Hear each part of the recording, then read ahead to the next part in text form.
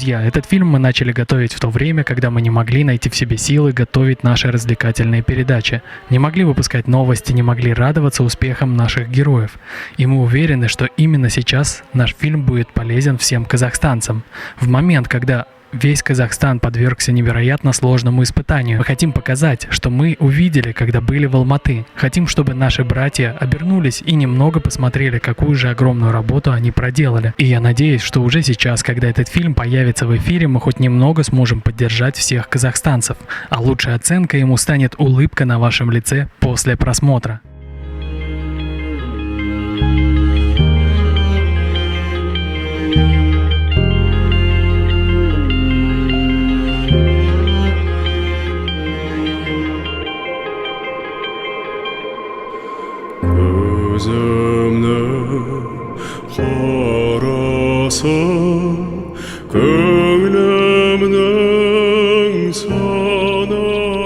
Меня зовут Иван Червинский, и я хочу рассказать вам об удивительном месте, каких я никогда не встречал в своей жизни. И, конечно, я не могу сказать, что я бывалый суперпутешественник, но мне посчастливилось пожить в Европе, Финляндии, часть моей жизни прошла в Азии, и я одно из образований получал в Южной Корее. Так что у меня был шанс проникнуться духом и побывать в странах ближнего и дальнего зарубежья. А во время учебы мне посчастливилось дружить с студентами из самых разных мест нашей планеты. Даже была одна девушка с Гавайев. Только представьте, это маленький кусочек суши посреди огромного Тихого океана.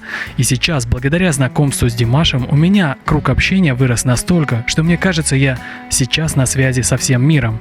И вы спросите, к чему этот разговор? А дело в том, что все люди на нашей планете разные. У каждого своя среда, своя культура, свои традиции. И бывает такое, что в одной стране кивок обозначает «да», а в другой стране это значит «нет». И бывает невероятно сложно найти общий язык. И это даже тогда, когда люди говорят на одном языке. И я почему завел эту тему? Я хочу сказать, что во время нашего визита в Казахстан мы посетили невероятное место. Это Ассамблея народа Казахстана. Я никогда в жизни не видел ничего подобного. И сегодняшний фильм расскажет об этом уникальном месте, деятельность которого делает вклад, который, наверное, будет тяжело оценить. И не потому, что нужно назвать какую-то цену, а потому что это вклад настолько огромный, что к нему нельзя как-то привязать цифры. И самое главное, что это вклад не только в развитие Казахстана, это вклад в дружбу народов по всей земле.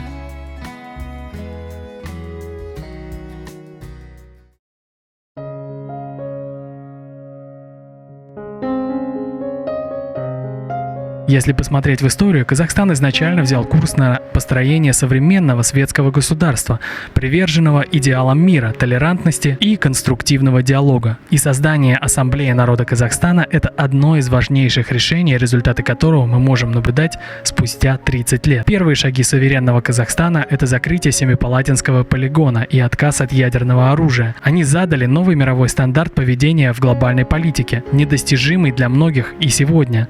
Все внешнеполитические инициативы, интеграция в рамках СНГ, съезд мировых религий и множество других сделали республику узнаваемой в мире не просто как государство, строящее рыночную экономику, но и как одну из немногих стран на постсоветском пространстве, которая избежала потрясений на межэтнической основе. Став полноправным членом мирового сообщества, страна столкнулась с архисложной задачей – формирования демократического государства на базе гражданского общества. Она усложнялась еще и тем, что решать ее приходилось в многоэтнической и поликонфессиональной стране. Конечно, этот уровень сложности сейчас уже мало кем осознается. Однако, в то время социальные проблемы, кризис идентичности могли приобрести характер острых конфликтов, и нужно было принципиально новое, нестандартное разрешение возникшей ситуации. Именно в то непростое время была образована Ассамблея народов Казахстана. Так она тогда называлась. С легкой руки нашей старшей сестры сенатора Даны Нуржигит нам удалось не только посетить Дом дружбы народа Казахстана в Алматы, но и познакомиться с председателем Ассамблеи народа Казахстана Маратом Алмазовичем. Просто хотел поинтересоваться у ребят, как дела, как по программе у вас, какие впечатления, все ли хорошо? Прежде всего, большое спасибо за интерес к Ассамблее народа Казахстана. С чем мы пришли к такому знаменательному рубежу, как 30 лет нашей независимости. Ну, когда отвечают на такой вопрос, обычно говорят о достижениях не только страны, но в данном случае Ассамблеи народа Казахстана. Да, главным достижением за все эти годы, как это не банально прозвучит, это мир в наших семьях. Мы видим, как это, в общем-то, вроде бы такая понятная вещь, как необходимость того, чтобы был мир, согласие, как это нелегко дается, особенно на разломе веков в 21 веке. Вы знаете, что 30 лет для государства, это для народа, это, в общем-то, не время, и поэтому очень сложно, как и младенцу, молодому человеку, маленькому человеку расти, становиться таким, каким он должен быть, так и страна в первые 30 лет, конечно, сталкивалась с очень большими вызовами, рисками, в том числе и для государственности в целом. Ассамблея в эти годы действовала для того, чтобы был мир и покой в стране. Вот. Это такая необходимая, непреложная матрица, на которой выстраивается все остальное: экономика, социальная жизнь, политика и так дальше. Поэтому мы гордимся, что Ассамблея внесла свой вклад в то, чтобы между людьми было согласие, в стране был мир, покой, чтобы люди могли спокойно трудиться, работать, растить детей и быть счастливыми.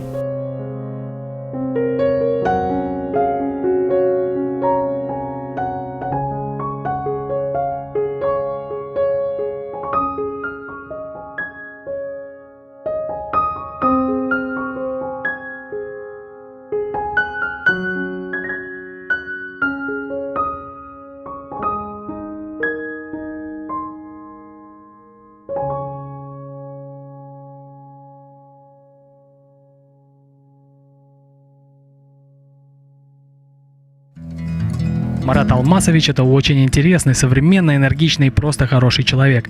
Он рассказал нам про историю ассамблеи, рассказал и про миссию, и про функции, которые выполняет организация в Казахстане и в мире. И самое интересное, что благодаря ему нам удалось поприсутствовать практически целый день в Доме дружбы и погрузиться в атмосферу мира, добра и согласия. Нас там встретил молодой председатель Союза уйгурской молодежи Казахстана Рустам Кайрыев и показал, как все устроено. Кстати, Рустам также занимается и молодежными направлениями в Доме дружбы. Ребята учатся современным направлениям в творчестве, осваивают TikTok, YouTube и делают это очень по-взрослому. И такой подход дает надежду на очень хорошее будущее для этих ребят. Знаете, есть такое: совместить приятное с полезным. Это действительно приятная работа, это полезная работа. И там, у каждого есть разное хобби. Но мое, например, на сегодняшний день хобби стало это общественная деятельность. То есть мы проводим много разных проектов и тратим очень много времени, отдавая себя Ассамблее народа Казахстана, отдавая себя развитию межэтнического согласия. Но я считаю это очень, во-первых, благим делом. Во-вторых, это внутренний патриотизм, который в нашей молодежи развивается все больше и больше. Вот я сам замечаю, на сегодняшний день, как молодежь стремится.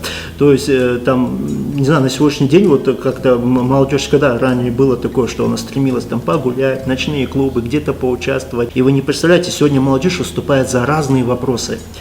Там, начиная от защиты и заботы о животных, вплоть до каких-то больших значимых проектов социальных по развитию вообще не только молодежи, но и всего населения Казахстана. Вообще мы были поражены тем, как активно работают в Доме дружбы. И тем более так удивительно было наблюдать, как же люди легко находят общий язык, какое удовольствие они получают от совместной работы, и как это историческое здание за 30 лет пропиталось невероятной атмосферой. Еще я был очень удивлен, что тут в одном кабинете могут работать, казалось бы, удивительные сочетания. В данном кабинете здесь, два центра. Вот Ассоциация корейцев Казахстана, центр, и Ассоциация румыно-молдаван Казахстана. Армяне переехали. Вот у нас узбекское этнокультурное объединение города Алматы, тоже одно из многочисленных. Это у нас греческое объединение, Ассоциация греков Казахстана. Тоже один из самых таких активных этнокультурных объединений. Кроме этого, мы побывали и в зале, где был подписан исторический документ. 21 декабря 1991 года в Доме дружбы главами государств была подписана Алма-Атинская декларация, в которой излагались цели и принципы СНГ. Алма-Атинская декларация или Алма-Атинское соглашение – это декларация о целях и принципах СНГ, о его основах. Декларация подтвердила Беловежское соглашение, указав, что с образованием СНГ СССР прекращает свое существование. То есть именно в этом зале закончилась эпоха могучего государства с почти вековой историей. 21 декабря, как я вам уже говорила, 1991 года была подписана Алма-Атинская декларация. В этом году ей исполняется ровно 30 лет. И здесь, в Доме дружбы, в круглом зале, 11 глав государств подписали Алма-Атинскую декларацию. Здесь вот на фотографии как раз-таки главы государств. В общем, нам удалось полностью окунуться в атмосферу, которая создавалась Ассамблеей на протяжении 30 лет. И я скажу вам, друзья, что это, конечно, что-то невероятное, ощущение просто неописуемое. Тут царит какая-то гармония, дух братства, и очень хочется этот дух передать всем, кто живет на нашей планете. Как оказалось, создание Ассамблеи народа Казахстана – это не только вынужденный инструмент развития межэтнических взаимоотношений, но и своего рода орган народной дипломатии. Ассамблея создавалась как принципиально новый институт гражданского общества, не имеющий на тот момент аналогов как в предшествующей советской эпохе, так и в мировой современной практике. В Казахстане самые разные нации, они живут дружно, мирно, и почему это важно для всего мира? Спасибо большое. Я удивлен, честно говоря, тем, что так далеко вы заехали для того, чтобы получить ответы на очень простые вопросы. Названия наших народов разные. Вот 130 наций мы говорили. Формула «Казахстан. Лаборатория дружбы народов», она была такая, скажем так, поэтическое такое название, если хотите, да? Но со временем это стало и действительно фактом, что в Казахстане мирно ужились люди разных национальностей, разных верований, разных слоев. Фундаментом межэтнического согласия в Казахстане стал выбор в пользу формирования гражданской, а не этнической общности. И время доказало, что это самый разумный путь совмещения интересов всех этносов, проживающих в Казахстане. Для этого у Ассамблеи есть все необходимые ресурсы, институциональное и структурное наполнение. В стране действует более сотни этнокультурных объединений, несколько национальных театров, дома дружбы, около 200 воскресных школ, издаются десятки этнических газет и журналов. Вот смотрите, после распада Советского Союза были такие возгласы, что, допустим, Казахстан для казахов, и, допустим, Россия, русские, Россия для русских, допустим, Эстония, Прибалтика. Мы все выходцы оттуда, вот из бывшего Советского Союза. Нация и национальность – это две разные вещи. Нация – это государственная нация вот Казахстана. Хотя национальности около 140 национальностей, этносов. Поэтому в этом плане сегодня грамотная молодежь это восприняла. За 30 лет Казахстан достиг впечатляющих успехов. Грамотный человек это видит. Мен үшін ұлттық халқы ассамблея ол біріншіден достық. Қай ұлтты болмасын, қай елде болмасын, Қазақстанда біз бір халықпыз. Тек Қазақстанда саған сұрақ қоятын болсақ, Христос воскрес, сен бірге болсын деп жауап бересің. Ол өте ерекше менің ойымша.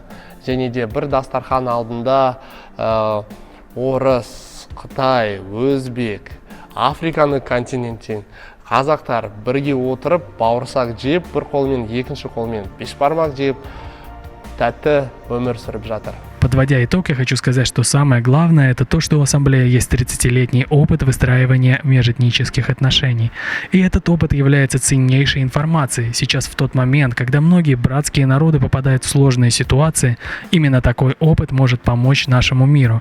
Мне вспоминается легенда о Вавилоне, в которой люди потеряли возможность понимать друг друга, что сделало невозможным стремление к общей цели. И сейчас наш мир, несмотря на технологии и возможности, никак не может выйти на новый этап развития нашей земной цивилизации, в котором не будет этого барьера, в котором люди смогут общаться между собой без ограничений, без злости, без обид и без недопониманий. Я уверен в одном, что наступит тот день, когда все люди нашей планеты, Земля, наконец-то узнают, что все люди братья, что мы все соседи. Между нами нет различий, а те, которые есть, это не различия, это наши уникальные особенности. В этом и заключается красота каждого человека, в его уникальности.